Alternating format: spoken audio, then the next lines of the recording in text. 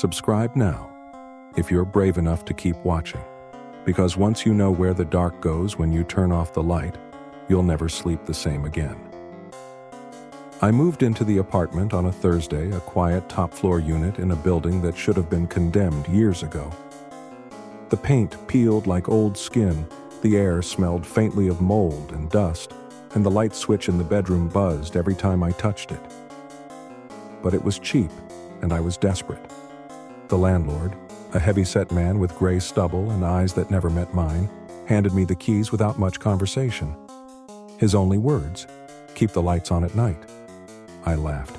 Electric bills already high enough. He didn't smile. "I'm serious," he said, especially in the bedroom.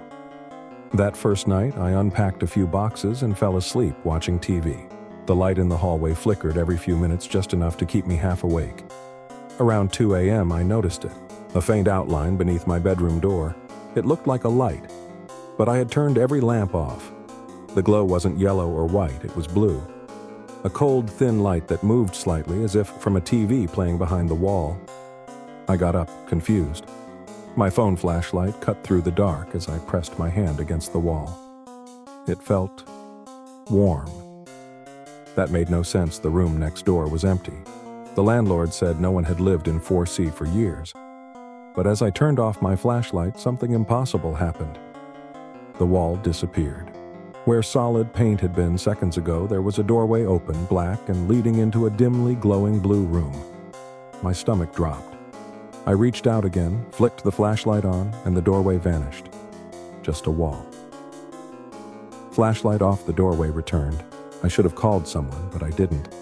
I was too busy convincing myself I wasn't seeing things. So I stepped closer. The air pouring out of that doorway was cold, stale like a freak. The next morning, I peeled the duct tape from the door. The edges of it were warm, like it had been pressed from the other side. I convinced myself it was stress, lack of sleep. Maybe I dreamed the blue light. Maybe it was a neighbor's television bleeding through thin walls. Except the apartment next door was still empty. I walked there after work, past the landlord's door, and up to 4C. The lock was rusted, sealed with a broken chain and an old eviction notice. The air coming from the gap beneath the door was ice cold. Something inside that unit was running, humming like old electricity, pulsing through wires that shouldn't work anymore. That night, I tried to stay awake again. I sat on the edge of my bed with my laptop open, every light in the room on. The hum from the wall next to me got louder. Then my lamp flickered once, twice, and went out completely. For a moment, I sat in total darkness. And then I saw it, faint blue light glowing from under the door again, slowly spreading across the carpet like mist. I took a breath, grabbed my phone, and started recording. As soon as I hit record, the glow pulsed. The sound of the hum changed, it synced with my heartbeat. The temperature dropped so fast I could see my breath. Then, something new appeared, a faint reflection on the black screen of my laptop. At first, I thought it was me, but the reflection was smiling. I wasn't. I turned around, nothing. The reflection kept smiling, its head tilted slightly offbeat, like it was a few seconds behind my movements. And then, when I leaned closer to the laptop, the reflection whispered clear as glass, "Don't turn the light back on." My hand trembled over the lamp switch. I didn't know what to do. The reflection wasn't me anymore. It blinked on its own. Its mouth opened wider than mine ever could. Then the screen went black. A knock echoed through the room, soft, careful, coming from... I left the apartment that morning and sat in my car until the sun was high enough to burn through the fog. I kept replaying the video over and over. It was me, same clothes, same room. But the video was wrong. The sunlight through the window was on the wrong side of the bed. The shadows were reversed, like I was watching a mirror image of my own life. I tried deleting it, but it wouldn't go away. The file name kept changing, night recording 3 MP4, then room entry 4C, then simply home. When I checked the file info, it said the footage had been created tomorrow. I went back to the landlord's office. His blinds were closed, the door locked. I could hear something faint on the other side whispering.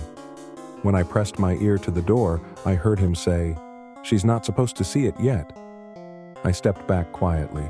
The whispering stopped. The door creaked open just an inch, and he looked at me through the gap. "You didn't turn the lights off, did you?" he asked. "No." He sighed. His face looked pale, his eyes hollow. "That's good. Don't. It's not your room anymore when the dark comes." That night, I tried to sleep in the living room, every bulb blazing. At 2:12 a.m., the power went out. I sat there frozen, waiting for the hum.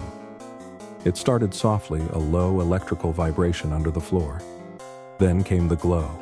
Blue light seeped through the cracks around my bedroom door again, brighter than before, spilling across the carpet like liquid. And then my bedroom door opened, slowly, silently. I stood, staring. The air was cold enough to sting my lungs. From inside, the room looked the same except for one thing. Someone was sitting on the bed again. This time, they were facing me. It was me. The other me tilted her head, smiling faintly. Her movements lagged by half a second, like a reflection with bad timing. Then she stood, still smiling, and said in a voice that was exactly mine, but softer, calmer, "You left the light on too long." The walls around her began to pulse slow, rhythmic, like veins under skin. The bulb overhead in my living room flickered weakly, trying to come back to life. I backed toward the door, fumbling for my phone, trying to shine the screen. The light glitched every time it lit up. The other me was closer. One flash, she was by the bed. Next flash, halfway across the room. Next, right in front of me. I dropped the phone. She leaned close, whispering, "You've been standing in my room. It's only fair you let me stand in yours." Her hand reached toward my chest, and when her fingers touched me, everything went dark. I woke up on the bed. Sunlight was pouring in through the window. The walls looked normal again. My lights were back on. But something was off. The shadows were wrong. The sunlight came from the wrong side again, and when I looked in the mirror, the reflection blinked before I did. I ran to the hallway, pounding on the landlord's door, but it was gone. In its place was an old sealed panel, paint cracked, dust thick. Like no one had lived there in decades. I stumbled outside, blinking into the daylight. The street was empty. The air smelled like wet dust and ozone. When I looked up at my apartment window, someone was standing there watching. They looked exactly like me. And when I turned to my phone, the screen lit up with a new message, "Lights off." Then everything went black. If this story haunted you, the next one will keep you awake. Hit subscribe if you dare. End of story.